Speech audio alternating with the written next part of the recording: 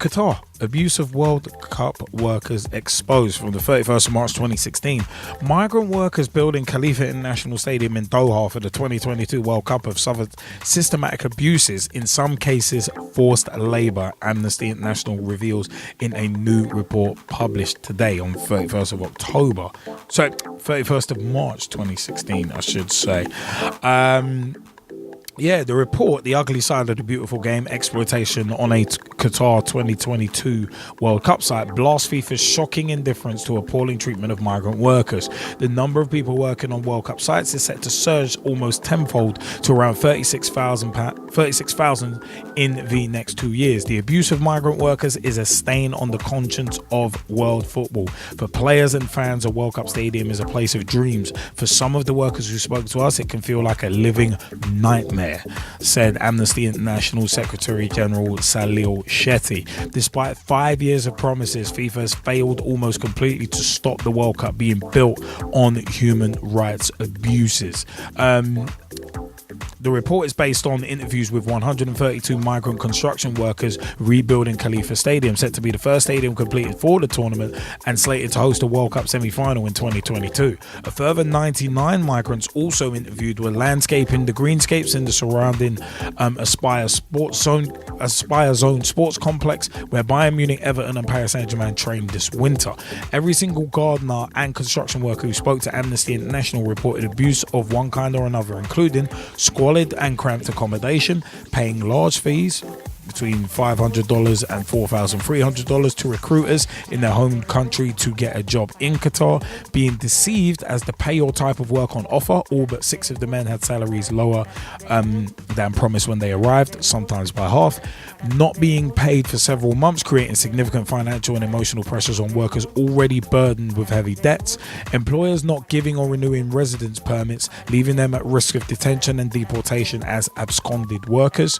Employers confiscating workers' passports and not issuing exit permits so they could not leave the country, and being threatened for complaining about their conditions. Amnesty International uncovered evidence that the staff of one labour supply company used the threat of penalties to exact work from some migrants, such as withholding pay, handing workers over to the police or stopping them from leaving Qatar. This amounts to forced labour under international law.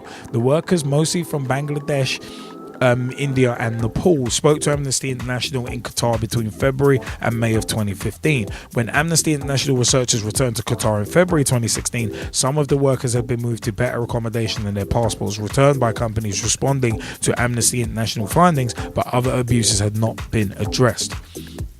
Indebted, living in squalid camps in the desert, paid a pittance. A lot of migrant workers contrast sharply to that of the top flight footballers who will play in the stadium. All workers want are their rights to be paid on time, to leave the country if need be, and be treated with dignity and respect, said Salil Shetty. Qatar's kafala sponsorship system, under which migrant workers cannot change jobs or leave the country without their employers or sponsors' permission, is at the heart of the threats to make people work. A much touted reform of the sponsorship system announced in late 2015 will do little to alter the power dynamics between migrant workers and their employers. Some of the Nepali workers told in Amnesty International they were not even allowed to visit their loved ones after the April 2015 earthquake that devastated their country, leaving thousands dead and millions displaced. A metal worker called Nabil, name changed to protect his identity, he's from India and he worked on the Khalifa Stadium refurbishment, complained when he was not paid for several months but only received threats from his employer. He just shouted abuse at me and said that if I complained again I'd never leave the country. Ever since I've been careful not to complain about my salary or anything else. Of course, if I could, I would change jobs or leave Qatar. Deepak, whose name has also been changed to protect his identity, is a metal worker from Nepal and said, "My life here is like a prison. The work is difficult. We worked for many hours in the hot sun. When I first complained about my situation soon after arriving in Qatar, the manager said, if you want to complain, you can, but there will be consequences. If you want to stay in Qatar, be quiet and keep on working." Now, Qatar's Supreme Court for Delivery and Legacy, the organisation responsible for the World Cup in 2022 and ultimately stadium construction, published workers' welfare standards in 2014. They require companies working on World Cup projects to deliver better standards for workers than are provided under Qatari law.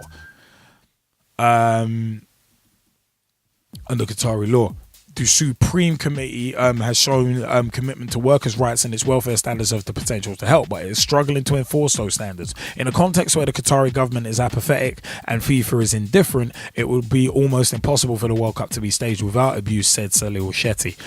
Amnesty International is calling on major World Cup sponsors like Adidas, Coca-Cola and McDonald's to pressure FIFA to address the exploitation of workers on Khalifa Stadium and disclose its plan for preventing further abuses in World Cup projects.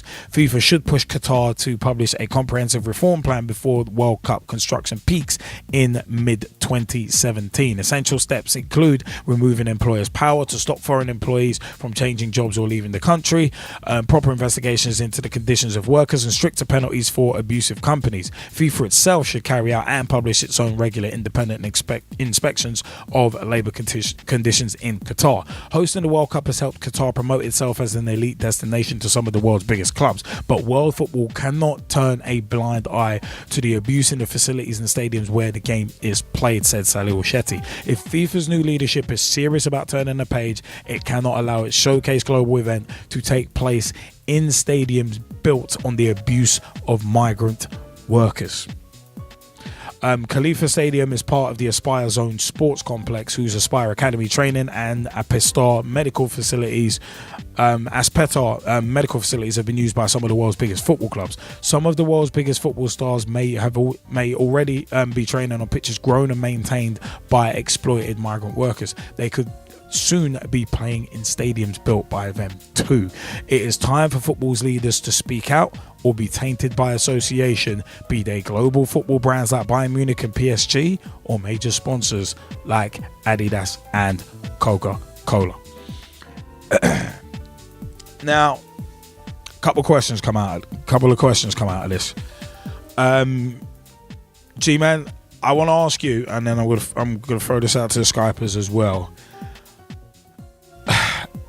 In terms of how concerning is it that it's taking Amnesty International to expose the abuse of migrant workers? And yeah, JBK, you can definitely jump in on this. How concerning is it that it's taking Amnesty International to expose the abuse of World Cup workers on a World Cup that really shouldn't have been awarded to that region in the first place, but that's a different story. And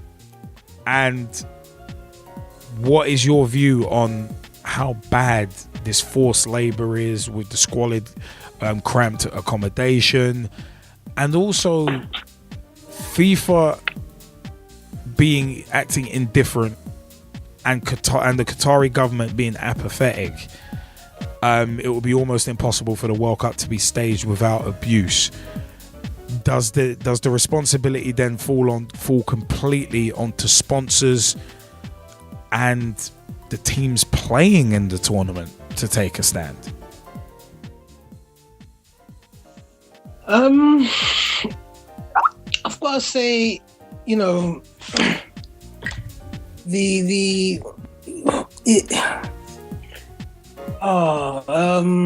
just sort of lost for words, because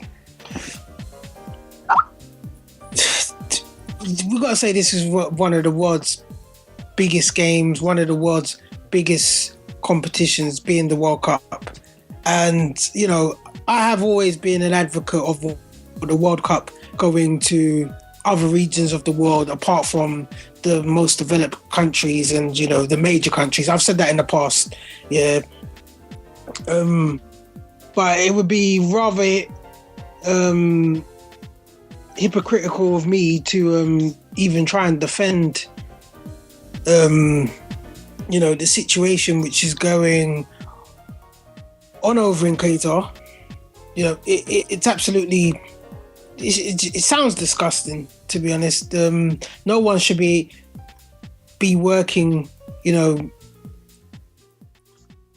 how should I say it? No, basically, no one should be working against their will, because that's what it sounds like. You know, people are working against their will. Obviously, originally jobs come into the country, they're offered to the cheaper labour, but you know, the liberties are being taken with the labour. And as you said, with the cramped conditions where they're living in, you know, no human being deserves to be working and living under those circumstances. And it's all you know, it's quite funny, because we've heard about these same sort of sweatshops type situations, you know, with Nike and Apple and Samsung, where they have factories, and it's the same sort of situation where, you know, the factories that make their products are essentially exploiting their workers in the same sort of way, and it's almost like they're living in prison camp type style situations, and you know, and you just think about the masses and amounts of money, you know, sponsorship that just going back to FIFA, you know, who they're sponsored by, who the money that's being swindled and going around in the background, as we know, with the likes of Sepp Blatter and his cronies, and the you know, the amount of legit money that they have anyway,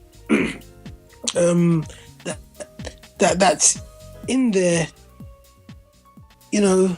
And you see a situation like this, and I know Qatar, you know, obviously FIFA are not paying Qatar to build up their infrastructure, but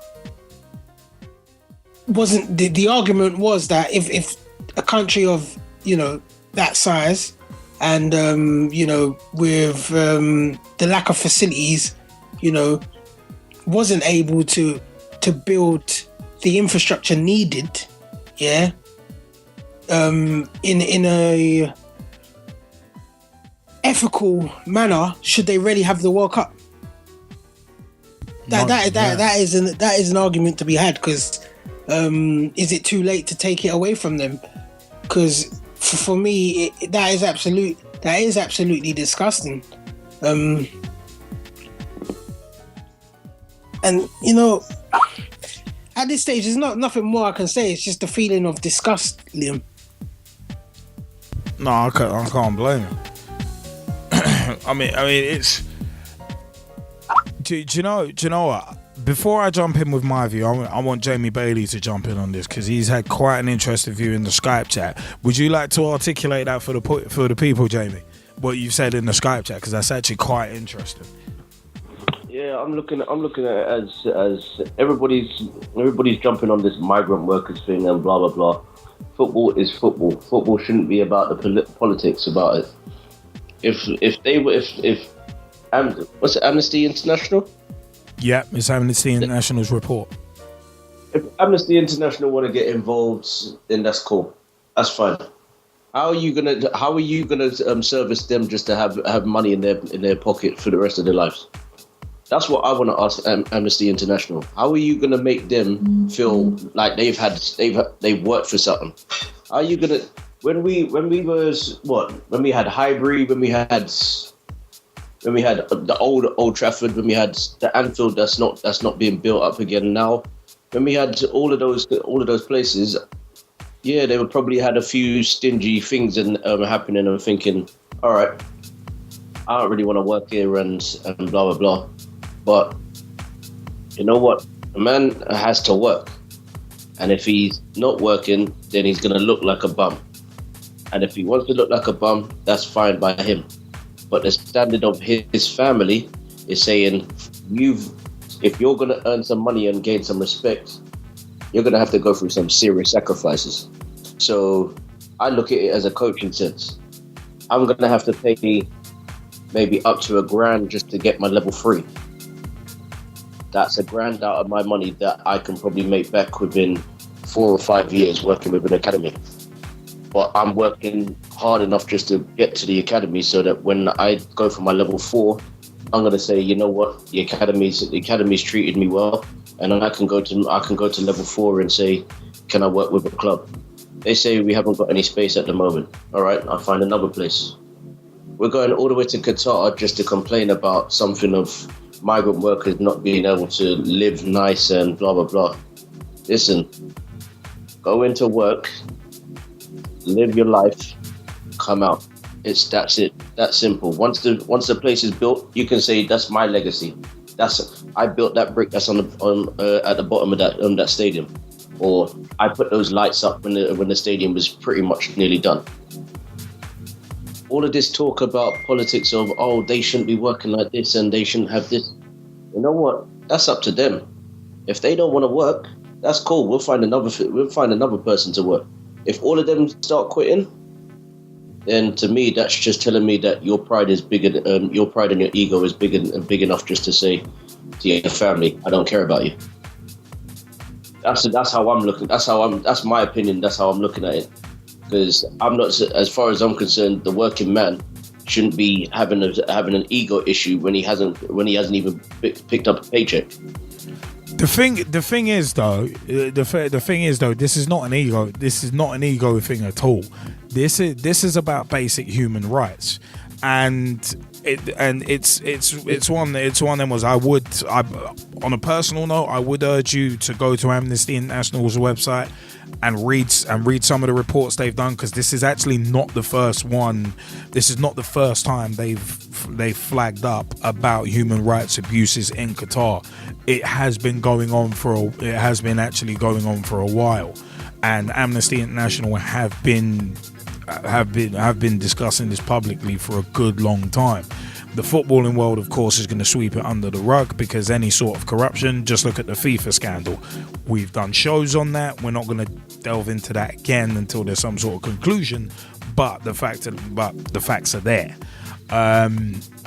Facts are there are there on past Pitch Talk live shows and also on Pitch Talk special feature segments too. The fact of the matter is, this is not about an ego thing. And I mean, Jamie, come on. Like, if these people really could afford not to have to migrate to Qatar to find work, then do you really think they'd uproot their families or even sometimes leave their families to go and work in another country? Of course not. Of course not. Who the hell is going to do that by choice? These people are basic. These people, and this is what Amnesty International are actually getting at, is these people are basically, I mean, it's severe abuses, including forced labor. That's basic human rights being taken away from you. This is nothing to do. This is nothing to do with ego. This is one of them with people not being paid for several months. People being deceived as to the pay or type of work on offer. It's one of them ones. Employers not giving or renewing residency permits, leaving them at risk of deportation. Employers confiscating workers' passports and not issuing exit permits. So even if they wanted to leave the country, they can't. So there are some people who are stuck in Qatar who can't even leave, even if they want to, and being threatened for complaining about their conditions. I mean, it's one of them. These are basic human rights. This is nothing to do with ego or working. In my view, this is nothing to do with egos. This is nothing to do with working if you want to. If you don't like it, leave. Because some of these people can't leave because their employers are actually confiscating their passports, so they can't do anything. So they've literally got them, for lack of a better term, by the short and curlies. For me, yeah, a lot of people say politics and football shouldn't mix, but the fact of the matter is, they do. If you want proof of that, 2 words: Jack Warner. Football and politics mix, and they mix a hell of a lot. And generally, it's never good. On a general basis, it's not good. Fact of the matter is, when you've got a government when the Qatar 2022 award was made, and we were very early in PT shows at that point, and we've gone over this a number of times, it was a surprise. It was a surprise because they had nothing built, no infrastructure, no links to football at all at the time. And it was like, wait, where the hell did that award come from? And of course it came from money. Of course it came from money. Qatar's the new money at the moment. And but the thing is though, Qatar has a kafala sponsorship system under which migrant workers cannot change jobs or leave the country without their employers or sponsors' permission. That's essentially forced labor. Because at the end of the day, it's like right. I've got you working for me. Imagine that's like being. I know you're a wrestling fan, so you'll probably get this analogy. It's like working for the WWF or WCW back in the 90s or even now, and you're down for all intents and purposes. You're told you're an independent contractor, aka a freelancer, but you are an independent contractor. That's what the company tells everyone you are, but really and truly you're not. Really and truly you're actually not, because whenever you leave a company like say WWF or WWE or WCW, at that point you had a 90-day no compete clause, and also this gets brought up in Shane Douglas's U-Shoot as well. It's one of them ones. Also the fact that and this breaking kayfabe, and also the fact of the matter is that if you're an independent contractor, you should be able to say, right, I can work for you on this date and this date, can't do that day. I've got employment somewhere else on this day. I'm employed somewhere else on that day. I am a video production professional, and I am a freelancer, and I have been for a while, and the Gman can back me up on that. So I know to an extent how being an independent contractor runs, because I've been one for a number of years. Now, if a company was to turn around and say to me, right, you're not my employee, you're an independent contractor, but you can't work for anyone else whilst you're working for me. If you do, you'll be breaching a contract. It's like, well, that makes me your employee for all intents and purposes. That makes me your employee. So if that company was to take me on as an employee, they still have no right. They still have no right to tell me I can't change jobs or leave the country without their permission. They still have no right to do that.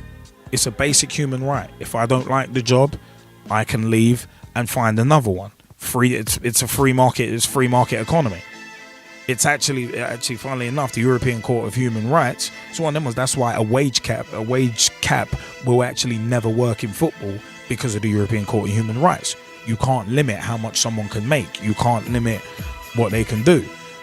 But the fact of the matter is, I mean, what you've just put in the Skype chat, Jamie, you agree to an extent with Amnesty International, but you go to another country and that is their rules. How can migrant workers make a change to the Qatari rules, or just not go to it in the first place? As an independent contractor or a freelancer, you have to go where the work is. And if you've got rent to pay, if you've got bills to pay, if you've got a family to support, needs must. 2 words, needs must. It's one of them. It's pure and simple. It's as simple as that. Needs must.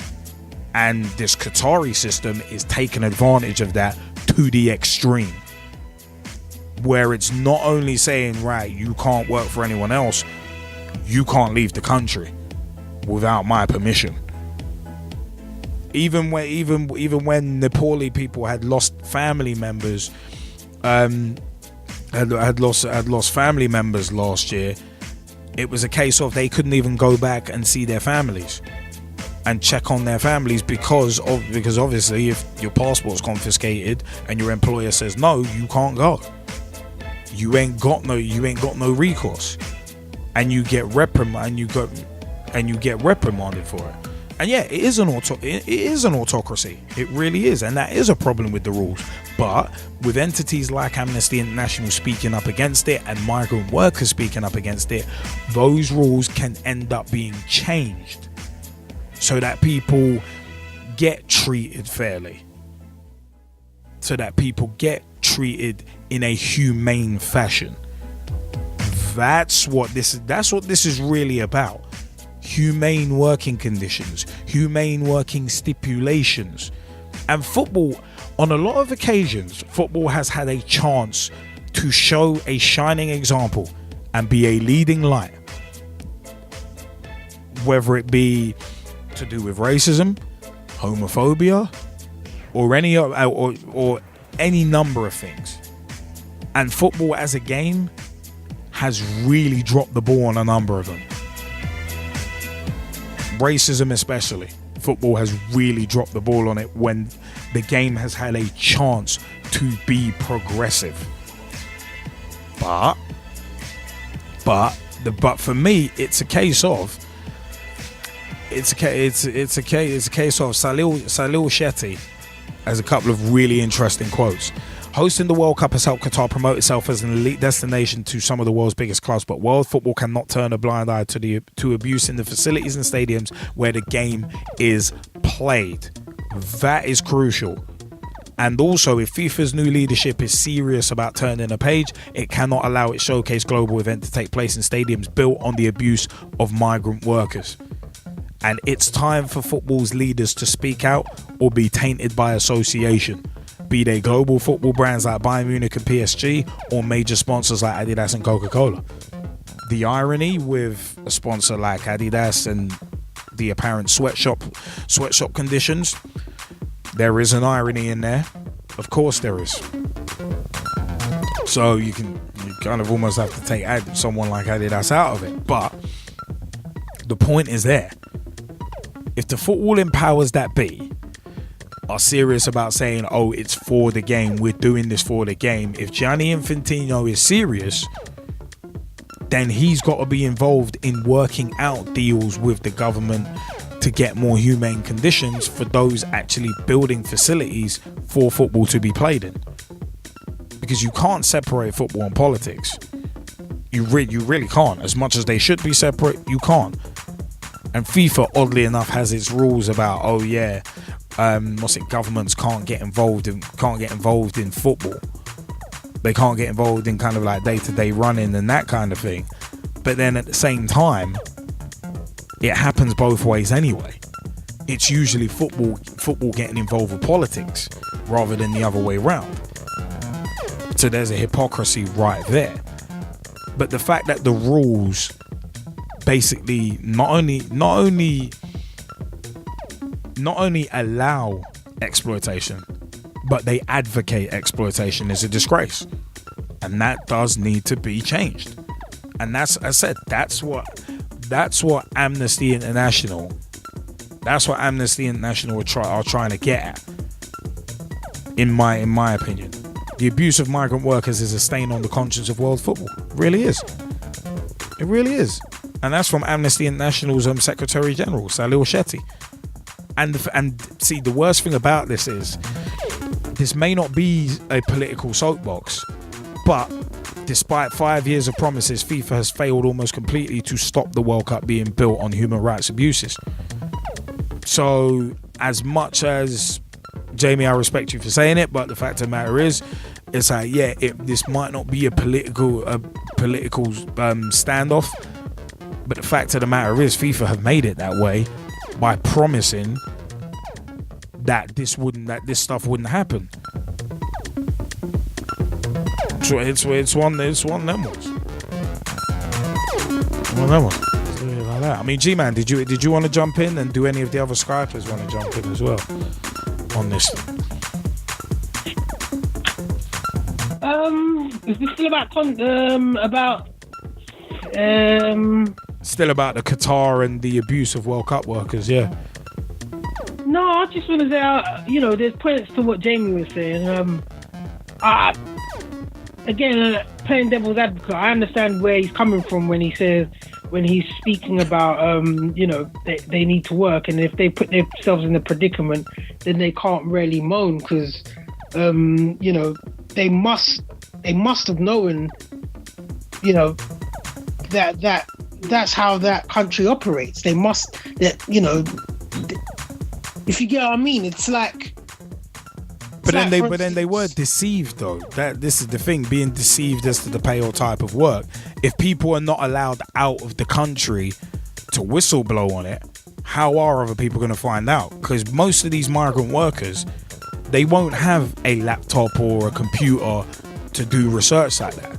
Yeah, but they'll still be have living in squalid. No, but I'm just playing at devil's advocate. I'm saying, but they still have word of mouth, and you know that in those sorts of regions of the world, because apparently Dubai functions in the same sort of way with how they built up their mega cities, you know, those large skyscrapers.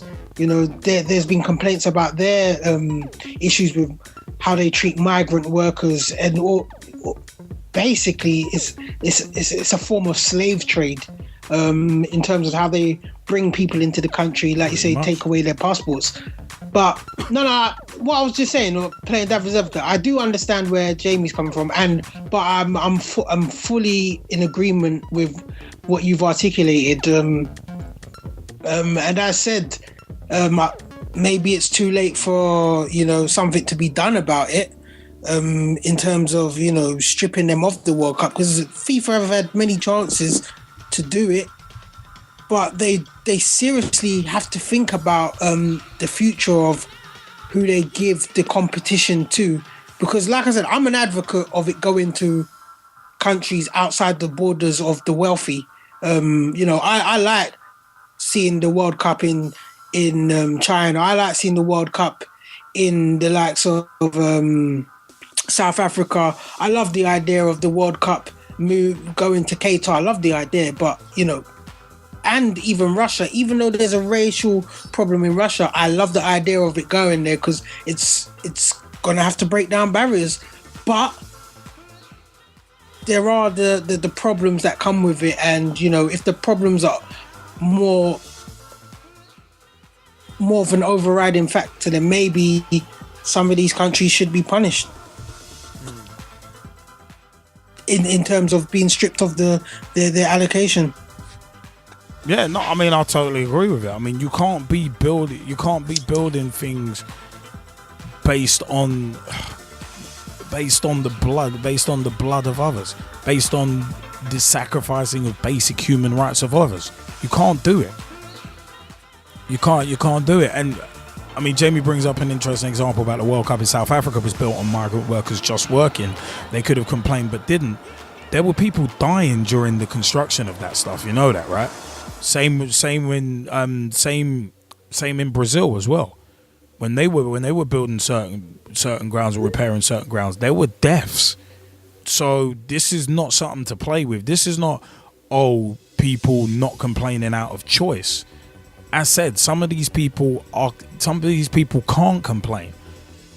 So a lot of these people, this is the only way they can support their family, and they're basically being held by the short and curlies, because they can't complain about it. Otherwise, they'll lose the job that's supporting their family.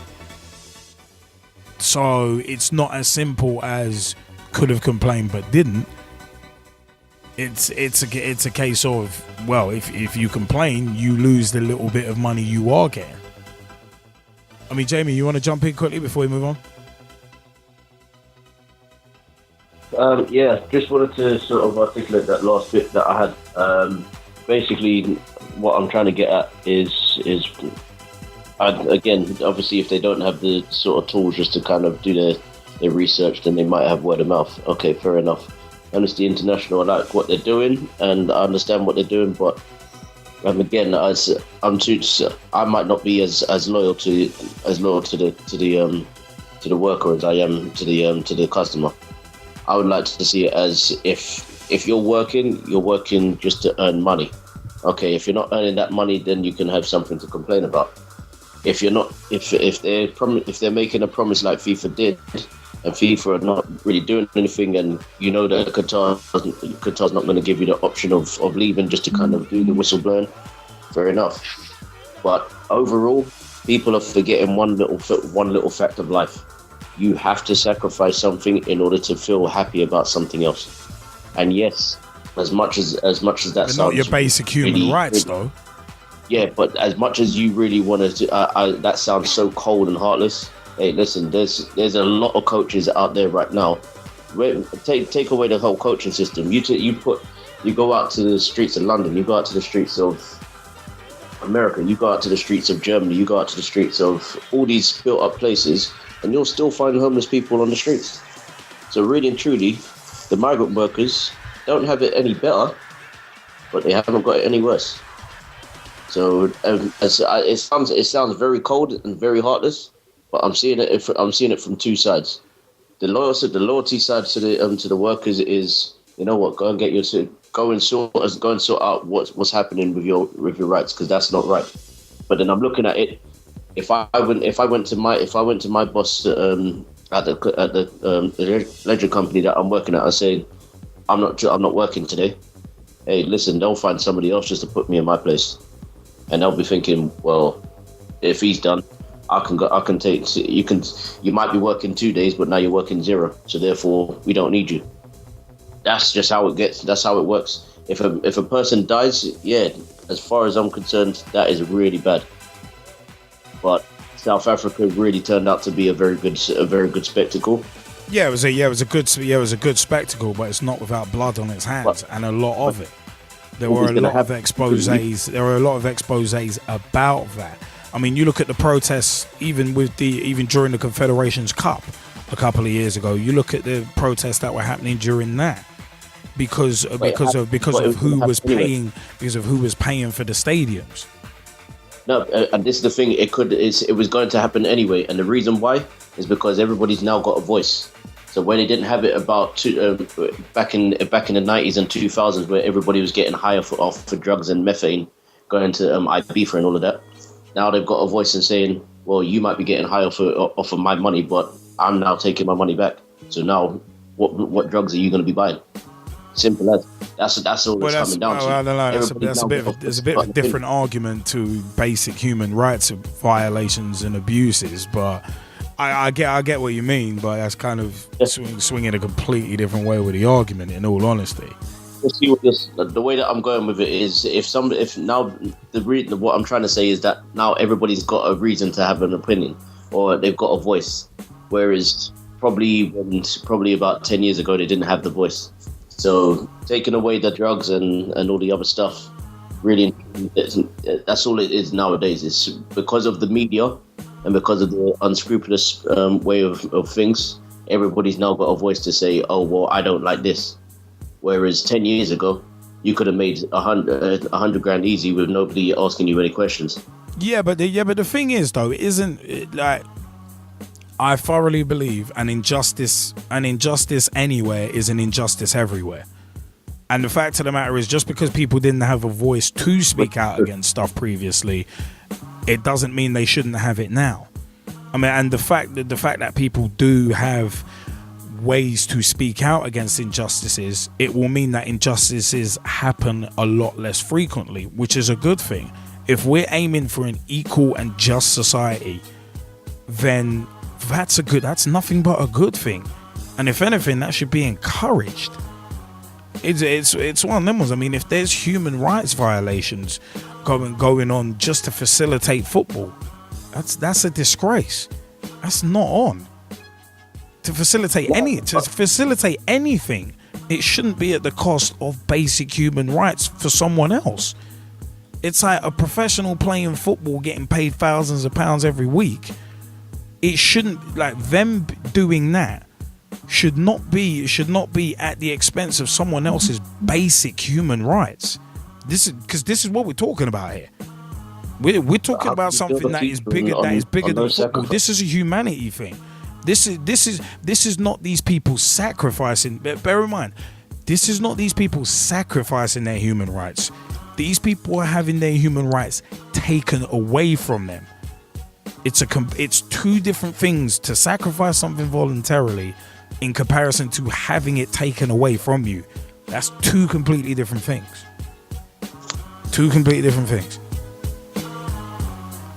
But it's one that was, I'm quite a merry person generally, but you can't build a new future on everyone being happy. Why not? Because that is just the way it is at the moment. Yeah, at You the look moment. you look Wait, hold on. At the moment, I want to stick 10 on years that. ago, centuries ago, or in the future. As far as you look at it, there has to be a sacrifice anywhere. I'll Not go back to necessarily. football. There's You look enough. at Arsenal. There's enough food to go around. There's enough money to go around, but greed is what's causing that. But greed can be eliminated.